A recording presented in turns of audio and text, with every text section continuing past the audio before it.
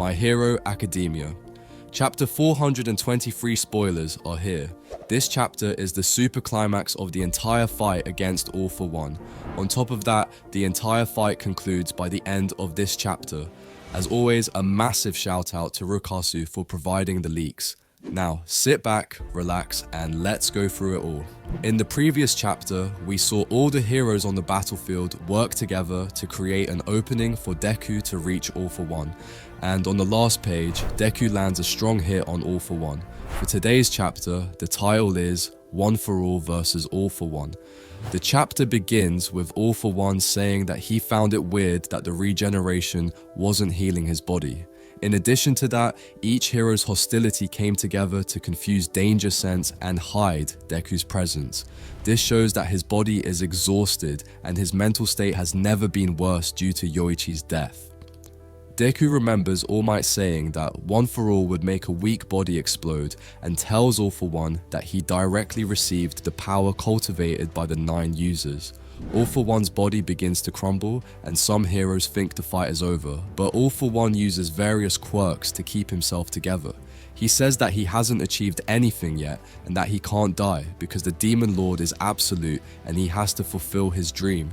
Honestly, this is genius writing by Horikoshi, the author of the series.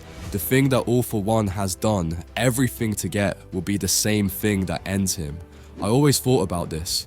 In reality, All For One doesn't really need One For All to achieve his goal. It's his ego and arrogance that are driving him to chase after One For All hastily.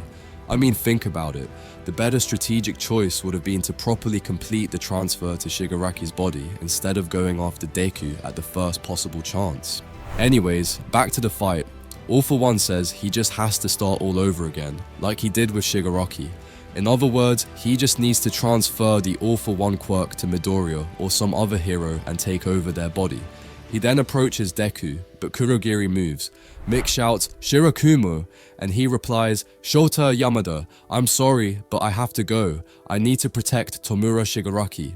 He opens a portal between Deku and All For One, and Mick cries, saying that Shirakumo always reaches out to those who need help. Shirakumo then says, "All For One, give Shigaraki back. His friends are waiting for him." Kurogiri starts to disappear, but at the last second Bakugo appears and propels Deku with his explosions. Mike says that he should be in the hospital, but he flew there with his quirk. And another thing to note here is that All For One's actions and plans are working against him, which is something that I really like. If you remember, All For One programmed Kurogiri to be Shigaraki's bodyguard. Tomura was young and immature, so to protect his future vessel, he programmed Kurogiri to protect Tomura, and he also gave him the perfect quirk to get him out of trouble at any time. The funny thing is that the same quirk and work he did to protect Shigaraki is working against him. Anyways, back to the fight. Bakugo says that Shoto made an ice ramp for him to get up there. "Be careful or else I'll end up surpassing you, Izuku." Deku says that he'll never forgive All For One, but that he's not an incomprehensible monster or a demon lord. Deep down, he's just a very lonely man, and think Bakugo is absolutely correct here. Ha has the potential to surpass Deku. Think about it, Bakugo has done a lot during this fight. He first fought Shigaraki and sustained a lot of damage during that battle. Also, he saved All Might's life and terminated All For One's original body, and now he is saving Deku's life. Now back to the fight. We then see All For One talking to a flame that represents Yoichi. He says that Midoriya's last punch transferred the last ember of One For All, that is, the last fragments of Yoichi, the quirk itself.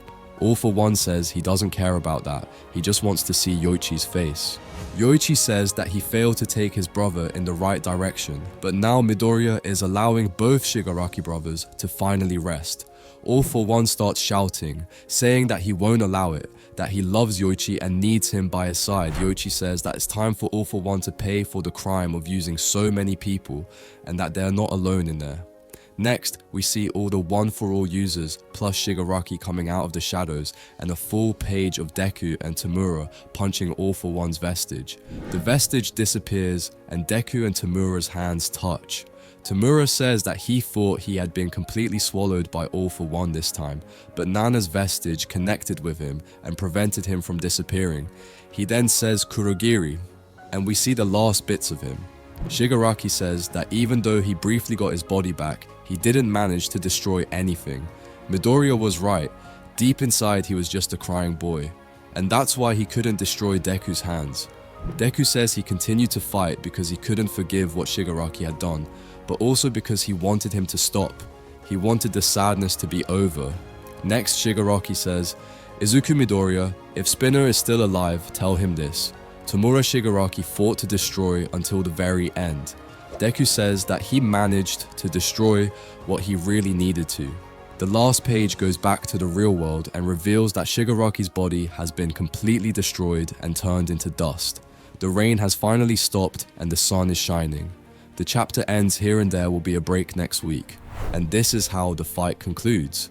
The arc of the second war finally ended after 80 chapters. I know that we've expected a longer fight against All for One after he takes over Shigaraki's body. However, this was the perfect ending in my opinion. As I said, this arc was 80 chapters long and we had plenty of fight sequences and dangerous situations. On top of that, the better ending is the fact that the thing that All for One wanted most is the same thing that destroyed him at the end. All for One could have easily waited until the transfer to Shigaraki's body was done before going after Deku. Or he could even go after other interesting quirks in other countries and gather more villains to fight against our heroes at the optimal time. But his hunger and arrogance are what lead him to his defeat. Another person that we need to talk about is Bakugo.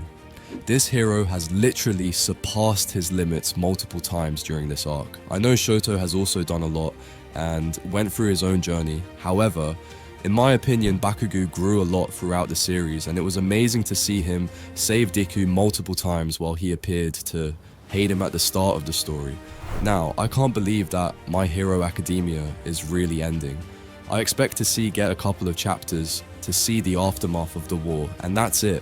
One thing that I'm excited to see is what would Eri do at the end. I don't expect Eri to rewind and restore every injured hero, but it's obvious that her quirk would play an important role.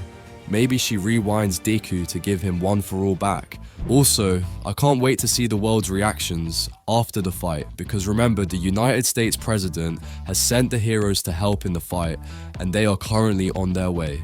I really want to see what happens with the Todoroki family, how they will interact with each other after what happened, and what happens to Hawks and all the other injured heroes, who will die and who will survive at the end. Anyway, I can go on forever. In my opinion, the ending of the fight was great. Thank you very much for watching. Don't forget to like, share, and subscribe.